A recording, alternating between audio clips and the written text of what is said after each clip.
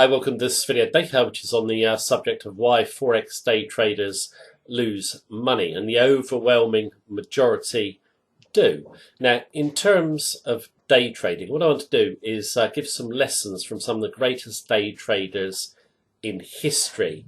Then you'll understand why day trading is so difficult for retail traders. Now, in terms of why it's so difficult, it's because of the way that order flow works today in the markets compared to yesterday. I'm sure everyone has read stories of the great day traders of the past. Market conditions have changed and day traders need to adapt. Now, in terms of some of the greatest day traders of all time, undoubtedly the pit traders. Now, I want to show you a quick intro. It's only about a minute 30 seconds long in terms of pit traders, how open outcry worked, okay, and how today we have changed more to a mechanical order process, okay, so it's more computerized. This will all become clearer why it's so important after you've watched this intro clip. So it's coming up, it's only about a minute 30. Take a look and also note the quote at the end. It's very important. Right, back in a moment to discuss. Hey, you! 40 even on 5!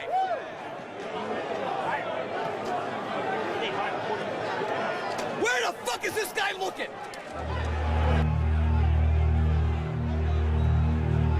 The pit trader was similar to the medieval knight. He took his lance and he faced another human being to crush him.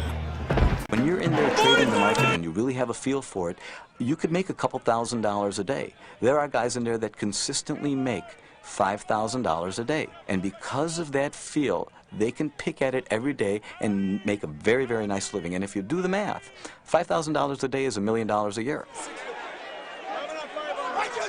Stop 30 foot! Out of my 11 foot! Show nice 30 call! Call! Show nice 30 call! Danny, show nice 30 call! Show nice 30 call! One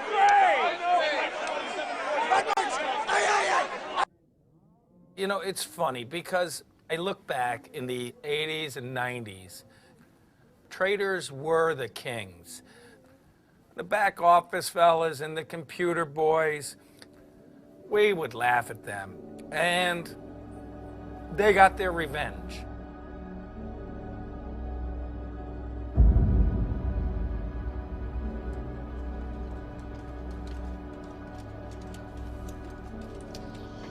Welcome back after that short clip. Now, in terms of those pits, they were the biggest in the world at the time. They were in Chicago.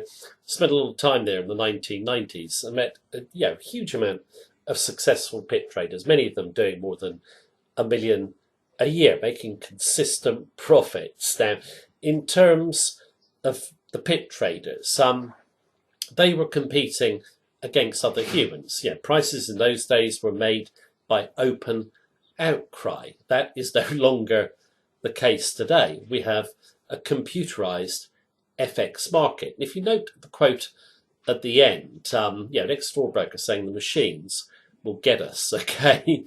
A lot of pit brokers after the pits shut down just tried to trade over the internet and hardly any made any money. Now, in terms of day trading today, it's totally different to yesterday. You cannot sit down each day and hope to trade in and out the market and make money. You just will fail. I'm going to explain why you will fail, how you can day trade infrequently and make money, and also more about the order process that exists today that makes it so difficult for retail traders to make money. Now, I've written up some points on a storyboard. I'm going to go through them. So let's go and take a look at them.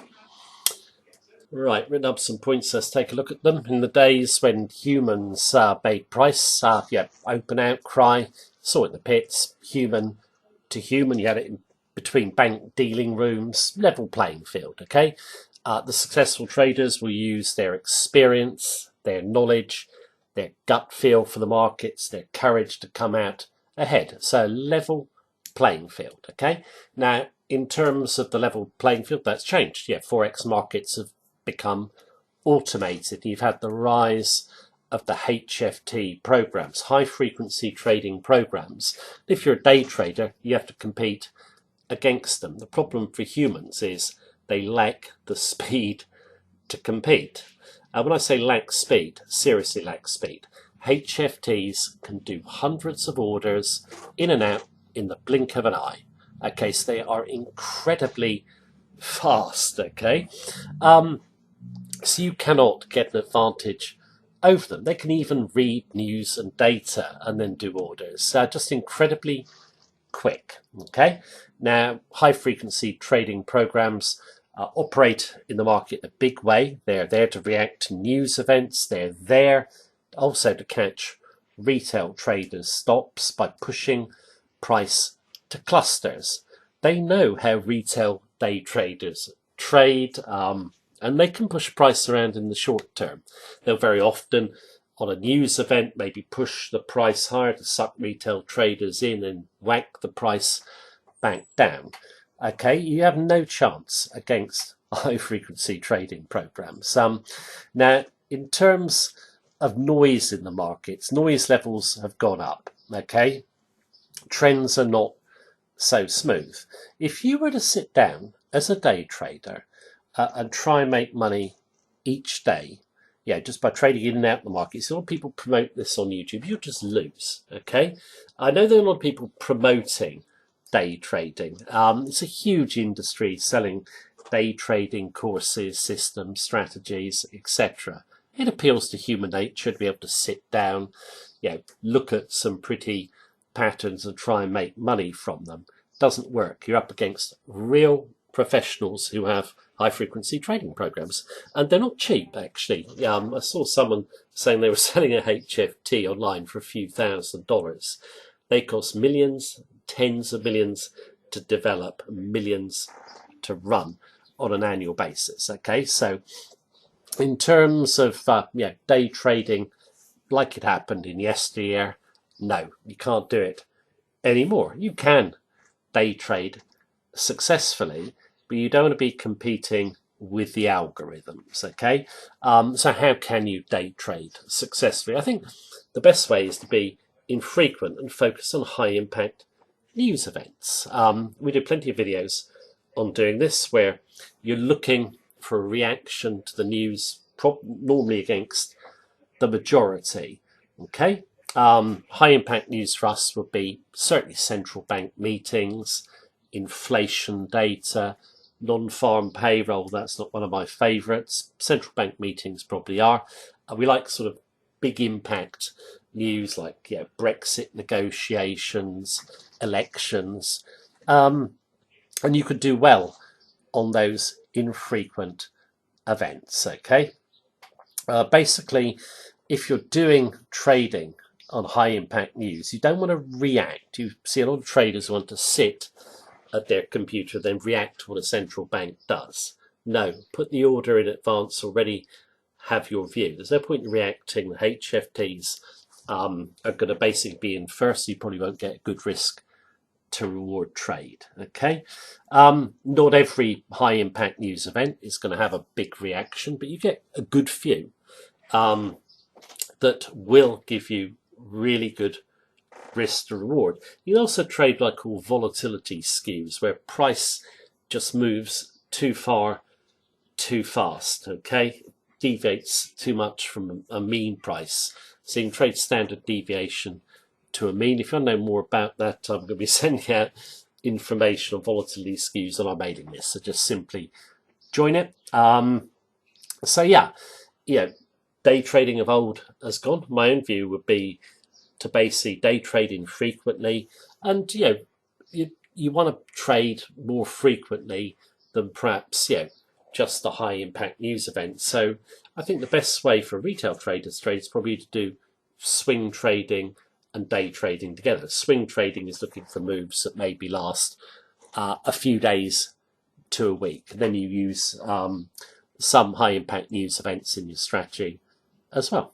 So that's the way we view day trading. Hope you found that useful. Now what I want to do is finish up with some advice from the pit traders that never changes in terms of how competitive it is, and you need to have an edge and know your edge, and also the mental attitude you need to succeed. You need to be disciplined and not get frustrated, stressed or angry with the market. So here is the clip. I hope you enjoy it. I hope you enjoyed this video. Thank you very much for watching it. Take care. Have a good day. Unbelievable. Well, wow. I missed everything the Eurozone did. Nice. You cannot rely on some formula that everything will be okay. That's the reason that makes it so interesting, so exciting, and so difficult. Were it formula, were it a simple case of 2 + 2 is 4, then what the hell? Everybody'd be doing nothing else. We'd all be in the pit, we'd all be making money, and you know that isn't going to be the case, and you know that isn't going to work. The world wasn't created that way, and it doesn't work that way. Over the years, my worst losses and biggest losses, and they've been enormous, have been generally when I got pissed about something. Or else I take something from outside the pit into the pit, and that'll kill you. It'll just eat you alive. I've spent years reflecting on those moments, and you can refine it down to that one instant where you said, I fucked up. And at the time, you're not even aware of what's kind of happening. And the repercussions are astronomical. So that's one reason why I try to smile now.